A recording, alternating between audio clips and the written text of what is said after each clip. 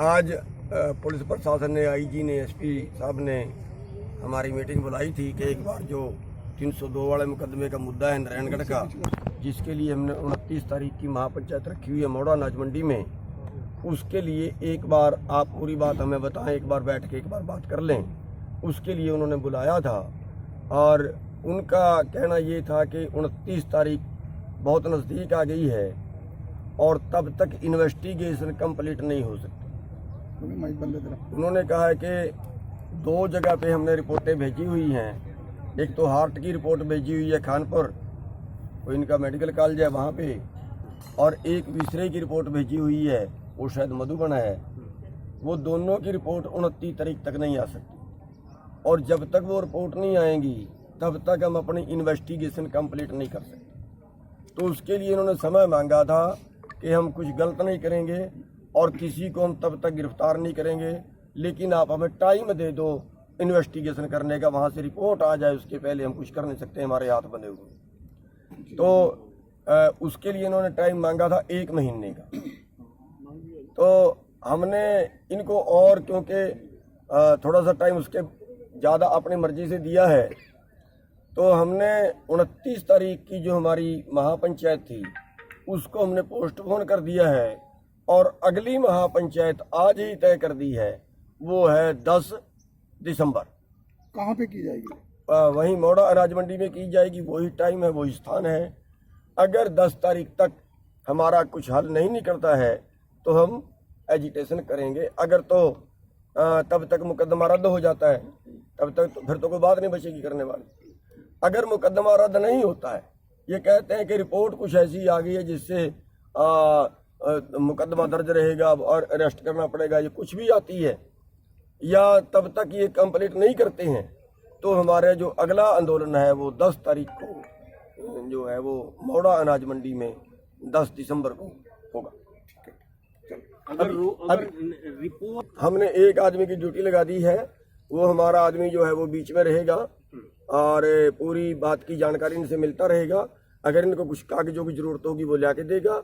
अगर कोई हमारे से कुछ पूछने वाली बात होगी या हमने कुछ बताने वाली होगी, वो हमने एक आदमी नियुक्त कर दिया है जो इनके टच में लगातार रहेगा।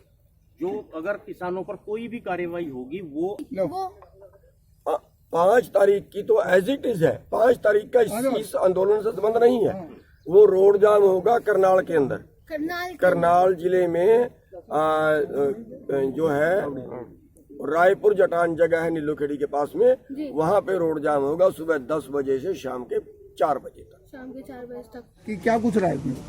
देखिए, जैसा आप जानते हैं कि किसान यूनियन ने बीकेयू जो प्रदेश अध्यक्ष हैं गुरनाम सिंह करोनी जी, आज आईजी साहब के साथ मुलाकात है, मीटिंग हुई थी। इनका सारा ग्रुप आज यहाँ पे आया हुआ है और जो मीटिंग हुई है, क्योंकि इनकी एक कॉल है 29 अक्टूबर की, जिसमें इन्होंने कहा है कि जो एक महापंचायत कर रहे हैं, और वो महापंचायत करने का इनका पर्पज़ ये था, जो इससे कुछ 15 दिनों पहले जो नारायणगढ़ में इशू हुआ था उसमें जो FIR रजिस्टर हुई है उसके बारे में इन्होंने महापंचायत करनी थी।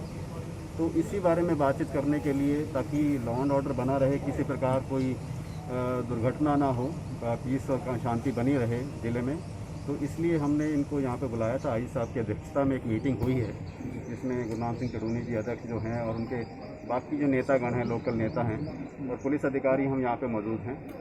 तो इसमें हमने जो SIT भी बनाई थी जो नारायणगढ़ वाली FIR में, उसमें SIT के जो इंचार्ज हैं, जो DSP राम कुमार हैं, वो हैं। तो अब सब चीज़ को देखते हुए एक बातचीत करी गई है। बातचीत ये करी गई है कि आप जो ये महापंचायत कर रहे हैं, इसका आपका पर्पज़ क्या है। हमने उनसे पूछा कि ये महापंचायत किस लिए कर रहे हैं, आपका पर्पज़ क्या है, तो उन्होंने यही बताया, उसका महापंचायत का पर्पज़ बताया। हमारा मुद्दा ये था कि अब ये महापंचायत अगर आप किसी वजह से कर रहे हैं तो हम आपको ये बताएं कि महापंचायत करने का आपका विषय जो है ठीक नहीं है, आप ये ना करें, क्योंकि जिस कारण से आप कर रहे हैं वो कारण जो है FIR ऑलरेडी अंडर इन्वेस्टिगेशन है। कोई मामला अगर अंडर इन्वेस्टिगेशन होता है तो उसमें बहुत सारे तथ्य देखने पड़ते हैं, रिपोर्ट्स देखनी पड़ती हैं। आपको ये पता होगा इस जो FIR में बहुत सारी रिपोर्ट्स हैं, डॉक्टर की रिपोर्ट है, जो EMR रिपोर्ट है, उसके बेस पे विसरा कहीं जाता है, कोई FSL में जाता है, कहीं किसी और इंस्टीट्यूशन में जाता है, वहाँ से रिपोर्ट आने में समय लगता है। बीकेयू अध्यक्ष उनका मुद्दा ये था, ये बताया जाए कि पुलिस को कितना समय चाहिए इस चीज़ के लिए। तो हमने उनको यही ब्रीफ किया, हमारी सहमति इसी बात पे बनी है कि कोई समय निर्धारित नहीं किया जा सकता। जो एफआईआर है, जो इन्वेस्टिगेशन है, उसका जो करने का तरीका होता है उसको हम समय निर्धारित नहीं किया जा सकता। हाँ, जो उसके अंदर तथ्य आते हैं, तथ्य के आने के आधार पर जो आगे कार्रवाई चलती है उसमें 10 दिन, 20 दिन, 15 दिन, 40 दिन भी लग सकते हैं। तो इस बात पे हमारी सहमति बनी है। इन्होंने ये कहा है कि हम इस बात को मान के चलते हैं। तो इन्होंने एक महीने से ऊपर का इन्होंने हमारे को एक सहमति बनी है कि हम उसको कोशिश करेंगे इन्वेस्टिगेशन को जल्द से जल्द निपटाने।